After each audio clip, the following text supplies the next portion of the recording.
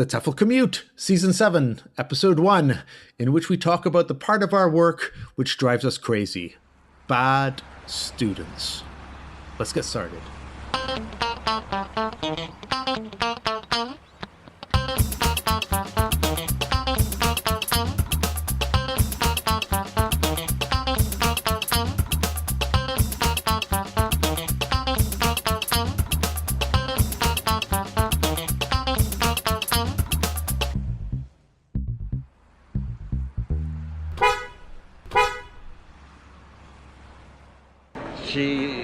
She used to like,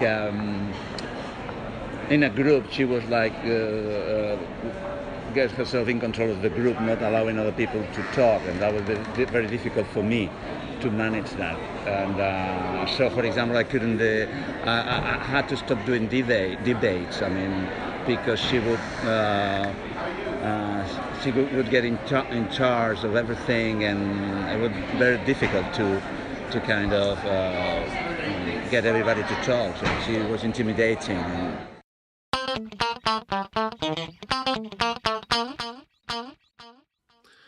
Hello and welcome everyone to Season 7 already of the TEFL Commute. This is a podcast for language teachers that's not about language teaching, but the topic always seems to come up. I'm your host, Lindsay Clanfield. I'm joined by my co-host. I'm Shaun, and I'm the other co-host of this. And I still can't believe you're persisting with a podcast about whatever that might come up, because it's the tagline. It's the tagline that you can never remember. I don't think anyone can remember, but I'm going to keep hammering at so it. You'll stop when I remember it. Exactly. I'm just a bad student. I never learn. That's you. Well, indeed. We started, that's our topic to launch this season. We wanted to talk about students, but then we decided to fixate on bad students. I think we'll talk about all kinds a bit. But we heard from another teacher talking about difficult or bad students at the top.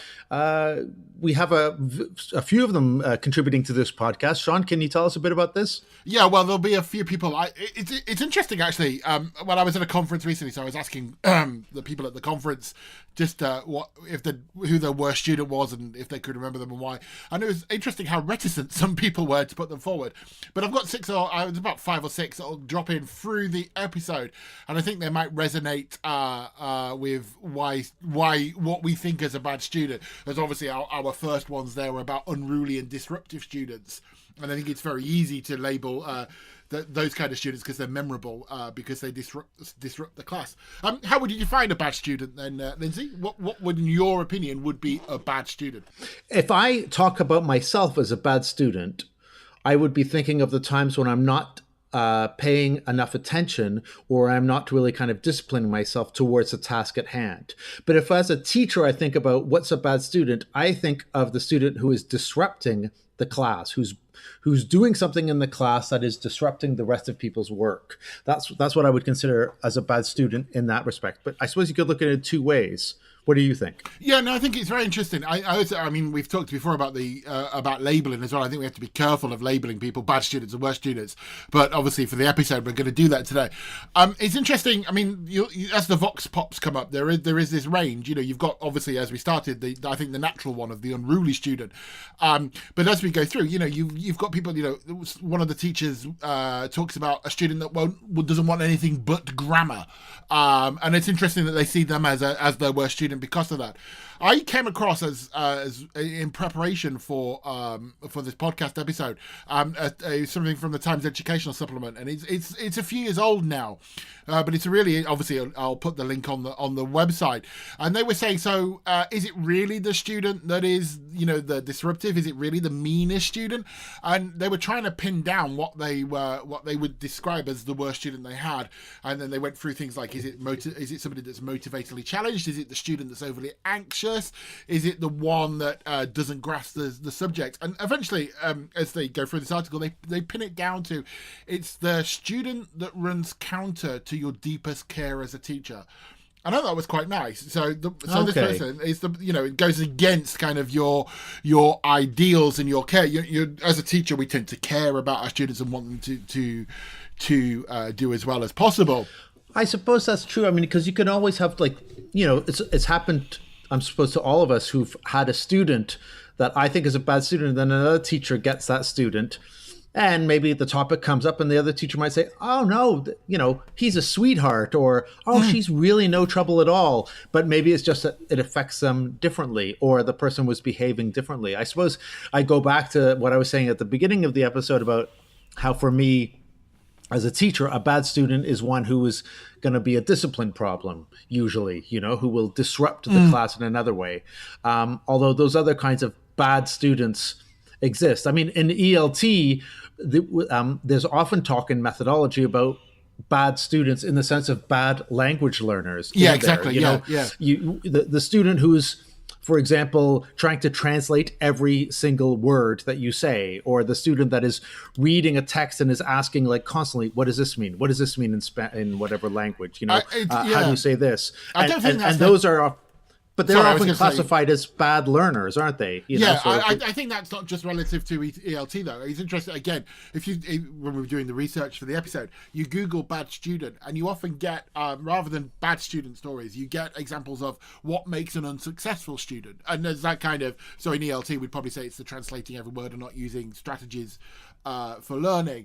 But this idea of students that expect almost to be spoon-fed or won't take responsibility for their own learning.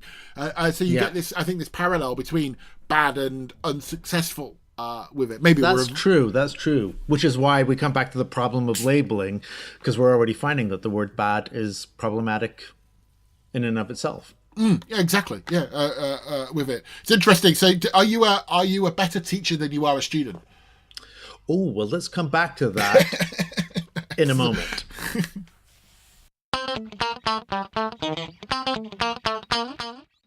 I won't name him. He was an Italian student, a teenager. He was about 14 or 15 years old. And he was in a language and activities program that I did one summer in Cambridge. And he was just unruly. He would just constantly be shouting out and constantly be disrupting the lesson. He meant well, but his presence in the room was too great, and at one point I had to sort of sanction him. I wanted to pause on that one because I had also been thinking about, are we as teachers bad students? And I had a few questions to go with that. So why don't you start with a question to me, and then I'm going to ask you a question about teachers, what they were like as students and what they are like when they become students again. So ask me your question again. Oh, so are you a better teacher than you are a student? Was what I said. So you're talking about when I was a student compared to how I am as a teacher. And I think both of them are quite similar. Like, I notice my work habits are the same as when I was a student as I am with a teacher. For example, I would sometimes rush things as a student. I sometimes rush things as a teacher in terms of preparation. But as a student, I would always get things done way earlier and never leave things to the last minute. As a teacher, I always got my preparation done way earlier and never would leave it to the last minute before class. But I would change things on the fly. That's different. But I would never sort of be up until 4 a.m. preparing, if you see what I mean. I think the longer I've been a teacher, the worse I've become as the worse student I've become, especially when I'm learning language. That was my question then. My question was, how is it for a teacher when they go back to being a student? So, for example, since you've been a teacher, you've gone back to being a student at one point or another? Yeah. Okay. And so tell me, you think you're worse now. How? I know. Well, I can. The easiest parallel to that is learning when I lived in the Czech Republic and learning Czech. I must have made my. Well, I know I made my Czech teacher's life a misery, because I would be comparing it to as a teacher trainer, going, okay, so what's the aim of this? What's the point of it? So, no, you weren't. You were doing that. You would question their method. Yeah. Oh, remind me never to have you in a. Although with teacher training, it's different. If you're teacher training teacher trainers, it becomes very meta. No, but but yes, they do. But as a teacher, no. But this is my Czech class to learning survival Czech, because I lived in the Czech Republic. Oh my gosh! So no, I was being a pure language teacher. I wasn't even grateful for the fact that I was getting free language lessons. I think if I think about being a student, full stop, I do actually think being a teacher has made me a better student, because I in terms of researching and preparing stuff and those kind of things. So if I take it outside of language, I think some of the things I've learned, or which I kind of preach as a teacher trainer, I think if I put them into my own practice, it's made me a better student. But as a language learner, I wouldn't want to be teaching me. Well, interesting, because I went back to learning a language once when I was writing my first beginner course book. So I decided to be a beginner in a language for a year, and I did German. And I did find myself mentally questioning lots of the methodology of the teacher, but I never kind of voiced it. However, what I did notice about myself as a learner, which was really interesting, was how much I enjoyed certain kind of activities that as a teacher I had, and a teacher trainer, I had poo-pooed a lot. Right. So a lot of kind of like meaningless drills. And I think I've talked about this on the podcast before, but I remember learning a drill where basically I'd learned how to count to 10 or to 20 in German. I'd learned how to count to 20. And then we had this game where with another student where we had to bid on the table, like der Tisch, which is the name for table, I think. And like I had to say, okay, 2 euros. And then you had to bid higher than I did. And then I had to go higher. So I had to know what your number was and then say a number that's higher until we got to 20. So it was over pretty quickly. But I remember doing that. And then the teacher's like, okay, we're going to move on. I'm like, no. I want to do that again. And I want to do it again and again. And the kind of thing is, as a teacher, I'd also rush through it. I'm like, okay, we did it once. You just said your numbers. You don't need to do that more. But as a beginning learner, I kind of realized I do want to do it more. Once is not enough. I'd love to just repeat it again and again and just get my mouth around the words. So that's one thing I know. It's quite interesting, isn't it? Because I'm wondering now you're saying that, giving that anecdote, whether we actually make bad students because we go into the classroom with a set of ideas of how we're going to teach and a set of things we want to do and kind of our lesson plan, and by kind of ignoring our students' wishes, like, no, I don't want to do that drill again. Let's move on to the next thing. Are we actually therefore in some way creating a disruptive bad student by simply not appealing to their needs and wants as a learner? One of the reasons where the teacher is also because we've studied more, we know more about methodology. I'm creating a kind of devil's argument here, where we study more, we know more about methodology. We are, quote unquote, the expert in the classroom, and therefore, in some cases, we should know better than the students. That's why they want to come. Well, if it's a class that they've chosen to come to, that's what they're coming for.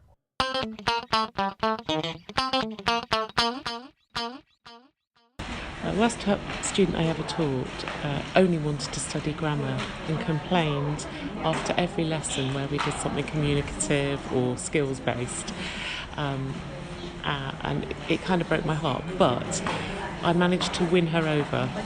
She ended up in a CAE exam class of mine, and at the end of it she said I was one of the best teachers she'd ever had. So, in that case, in that vox pop where that student just wanted grammar, then we're making that teacher calls them a bad student because they only wanted to learn grammar, but that's going against the needs and wants. So, it's kind of I know you were making a devil's argument, but isn't it almost like the customer is always right, and we're not actually, as a service industry, we're not. I mean, I don't know. I don't always buy that the customer is always right. Oh, because do you? sometimes. Well, I'm not really sure. I mean, imagine that student does that and it doesn't make a lot of progress, or has been doing that for a few years, and then gets a teacher that manages to get them to learn it, to do it another way. And then says, oh, you know what? I was wrong. That teacher was right. I mean, I'm thinking of when I was a student taking swimming lessons. I know how to swim, but these were for adults, kind of like just swimming practice things. But I liked it when the teacher would say, okay, your hand, you've got your fingers open too wide when you're doing your thing and you're not getting enough glide. But, so that helped me swim better. So it changed something. So my needs and wants, and when I was swimming like that, was to have my hands splayed open wide. And when they corrected me, it was hard for me to do the correction, but my stroke improved. Do you see what I mean? I see what you mean. Yeah, I see what you mean. I just you just reminded me of something we talked about before the episode in terms of is it client or student or whatever. There is a kind of it's kind of wrapped up in this bad memorable student idea, but and this idea of labeling that we talked about before. There is a certain politics to this, isn't there? I mean, are they students or pupils or students or learners? Well, or exactly. clients? In fact, no, I had actually done my little bit of research on that because we called this episode Bad Students, and we've been talking about students. But within our field, there's, this sometimes quite heated debate about using the word student, and that is much preferred the word learner. Have you heard this distinction made before, Shaun?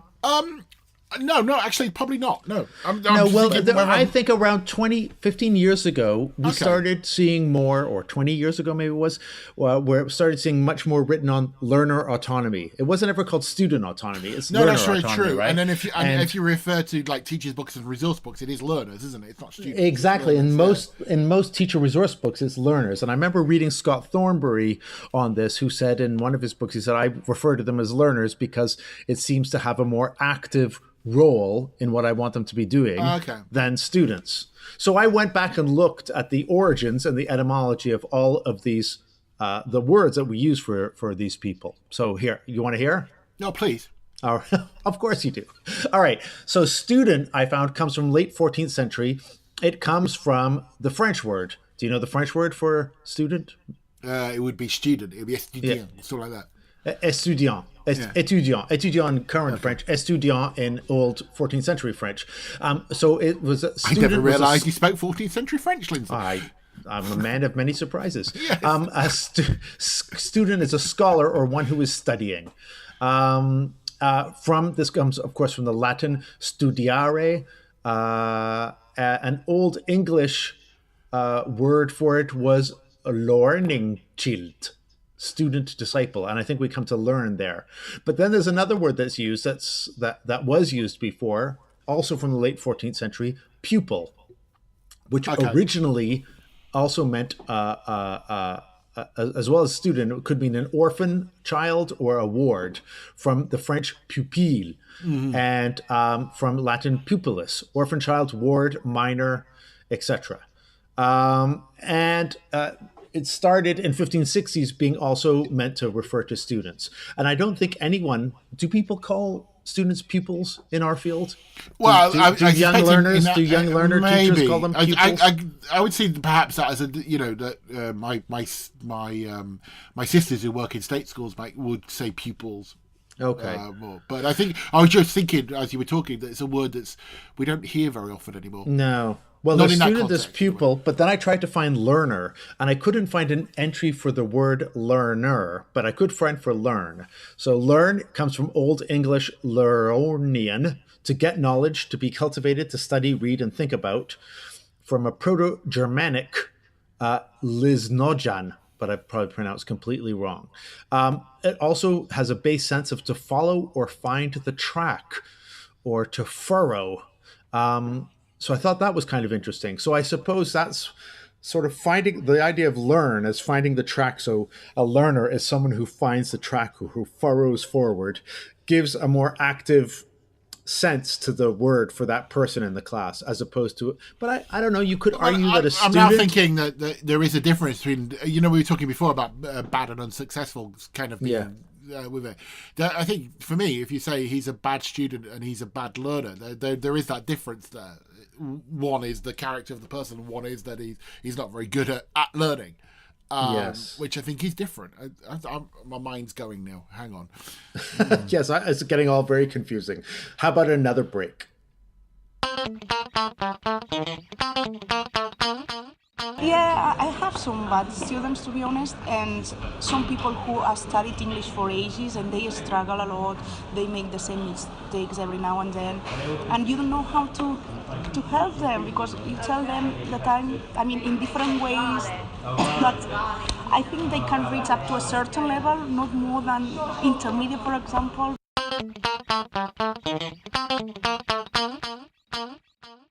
All right, one last question, and then I have a quiz for you, Shaun. All right? This time I brought the quiz for this season. Usually on this show, Shaun is the one who brings quizzes. When did you start making quizzes? Right. If you start doing jokes in the next episode, that's it. I'm out of here. Have no fear. That is not going to happen. But one of the last points I wanted to ask you, we were talking about learners, students, pupils, etc. We were talking also about our experiences, teachers going back to being learners. But both of us are teacher trainers. And I certainly have noticed things about teachers when they all take on the role of students all together in like a course that I'm teaching or in a workshop even. Have you noticed? What always makes me laugh, and it's actually, I was discussing this in one of my online courses recently as well, so it's not just me, but what always makes me laugh is that teachers refuse to work in pairs. Yes. I was doing that indeed. I had the same experience as well. I also noticed that a lot of the times when I'm teaching teachers, I see the student in them, kind of like the little boy or little girl in them, as soon as they come in. So you see the ones who come and sit right at the front and bring their pens out and put the pens nicely on the table in front of them, lined up, the paper, they have it all ready. You know, they're chatting with someone, but they're up right at the front. And the others who kind of slope in and take the seat right at the back, right next to the door. And it's so funny because I'm like, oh my God, I am seeing you exactly as you would be, as you would have been at like 12 or 13 years old. Also, you know, the ones who are chatting all the time. I always joke around with teachers where I'm like, does it drive you crazy when you ask a student to do an exercise and they say, I don't know what page we're on?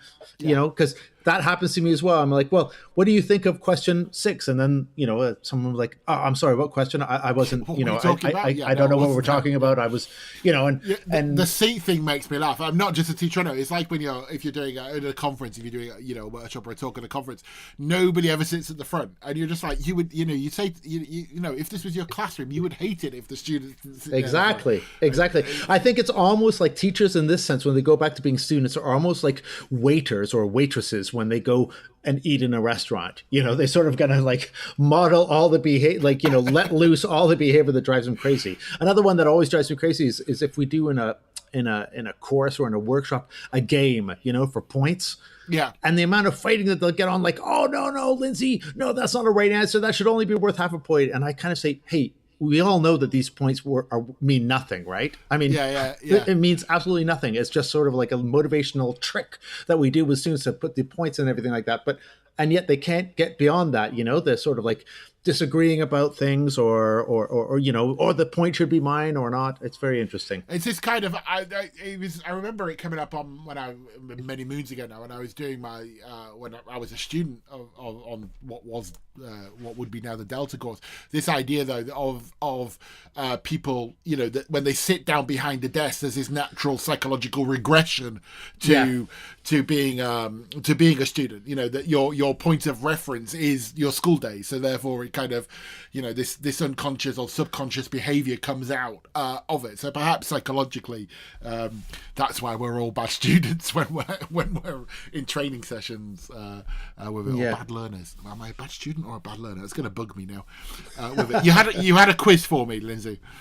Okay, ready. So let's get on to our quiz. I also was doing some Googling on bad students, and I found an article called The Worst Students in School Movies. So these are annoying, vicious, or moronic fellow students in school-related films. So what I'm going to do is I'm going to start reading out the description, but leaving out maybe the name of the film or the name of the lead character if it's very obvious. And I want you to see if you can guess. Oh, I'm going to be awful at this. Okay. These go in order, okay? This is, I'll give you their names. Chris Harganon and Billy Nolan, okay?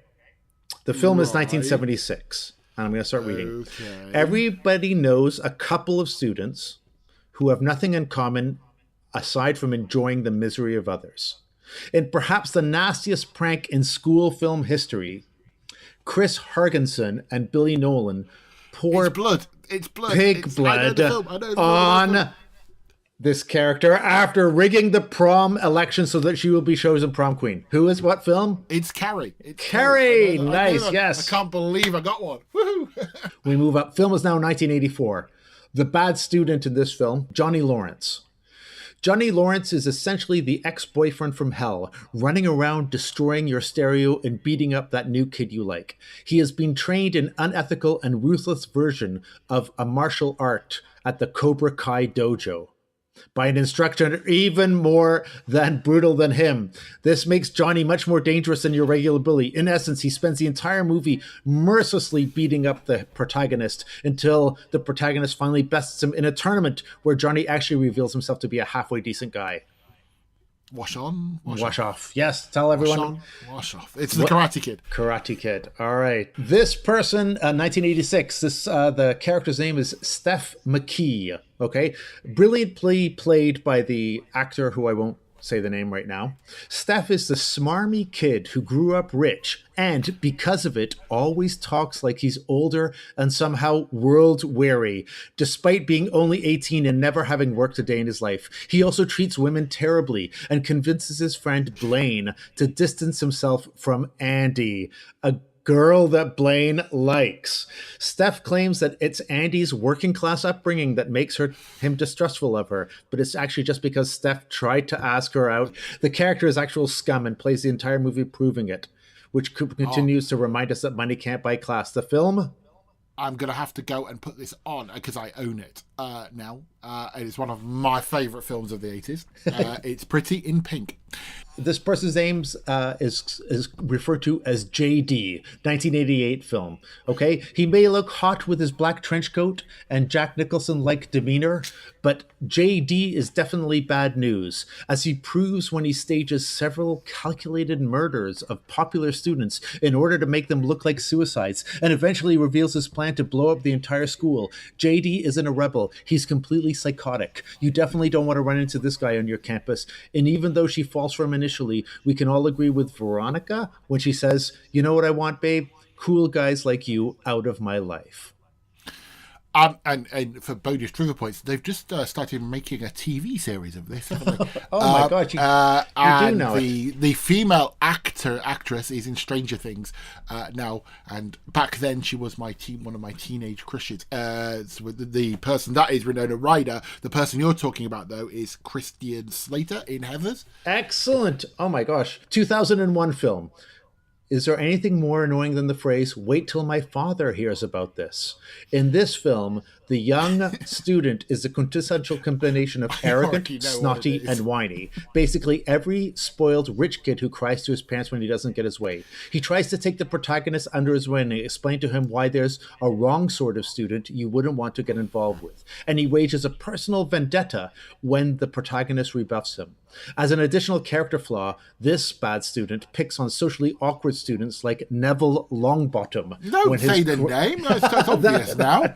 I knew it before. You knew it before. Who is it? You're talking about Harry Potter, but it could be one of 7 books, 9 films. Oh, wow. All right. Yes, that's true. But this is from the first one. You get the sense of him. Don't pick. You're trying to out-geek me, Lindsay. Oh, my gosh. I'm not doing that well. All right. Hold on. This is the last one, okay? I don't know this one, so I'm ending on a hard note. Okay. 2004 film, okay? Regina George. She's the ultimate of her kind, a backstabbing, manipulating, and general cruel person that knows no bounds. And even though pretty much everyone in school recognizes that she's one of the most awful fellow students imaginable, they all still really want her to like them. Though she does somewhat find redemption at the end of the film, but not until after she gets hit by a bus. It's hard to forget the moment where she's looking evil in the middle of the hall after printing and unleashing the burn book on the whole school. Popular and sadistic, Regina will be undoubtedly remembered as one of the worst high school movie villains for years to come. Did you say you don't know this film? No, not at all. In the UK, we seem to have a passive interest with Lindsay Lohan, who is also in the movie, because the movie is Mean Girls, isn't it? It is. Wow, you got all of them right. Excellent. You happen to pick movies. What's interesting there, then, is that the bad student character is so predominant that they've become. I mean, for me, I wouldn't call myself the greatest film buff, but obviously they stand out, so Yeah. bad students do stand out. Well, it is a kind of meme thing, there's a kind of categories of different bullies and boys and girls. But you notice there's an interesting thing about a lot of those films. It's kind of this idea. I think it was when you were describing the Harry Potter one. This kind of clique where you try to pull students pull the bad students tries to pull other people into this clique. Yeah. It's in Heathers. It's in Pretty in Pink. It's all those kind of films. So I guess it's a trope that's visited quite a lot. Yeah. In educational movies. Whew, I'm so happy I got through that quiz. Well, I don't know what I think that's a good place to more or less end it. Well, we have been hearing from teachers throughout this episode that shared with us some of their bad student stories. If you have a bad student story that you'd love to share with us, you can find us on. Well, tell us where they can find us, Shaun. Well, obviously they can find us on anywhere where you would download a podcast. So our main account's on Podomatic, where you'll find us on iTunes, and you can visit us on TEFLcommute.com and on the Facebook page, the TEFL Commute group with it.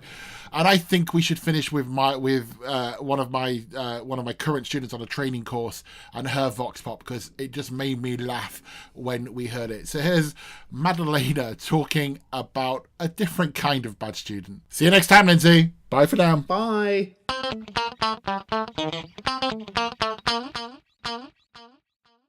I've had this couple once. They were actually the parents of one of my kids from school. And they approached me for some private classes of general English. Mom said her husband knows his way around with English, but she wants to improve. So as I like the child, who was one of my best students anyways, I've decided to give it a try. I've prepared my lesson. I've done some research about useful expressions for traveling, and I had my homework done, so I went to their place. When I arrived, they were in the middle of an argument and just announced me that the husband won't participate in the lesson. He was just going to listen. It was pretty weird, as he only made jokes, in Romanian of course, about his wife's poor English language. It was pretty awkward for me. It felt that I was in the middle of something. And I think I kept going for about 6 to 8 meetings, but I was always stressed out as I didn't know what to expect of the sessions, as none of them had the same flow. We've always started nicely, working from the topics I have previously prepared, but all of a sudden, they started a fight with each other, and then always suggested we try something else, a totally different topic from what I had, or I don't know, just random Romanian words for me to translate in English. Or even worse, the meeting slightly developed into a marital therapy session in Romanian again. I've never worked with couples ever since.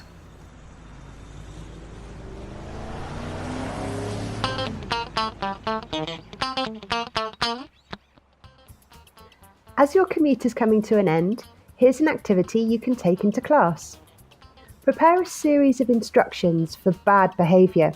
For example, shouting out all the answers, getting up and walking around, looking out of the window and not listening, clicking pens, etc.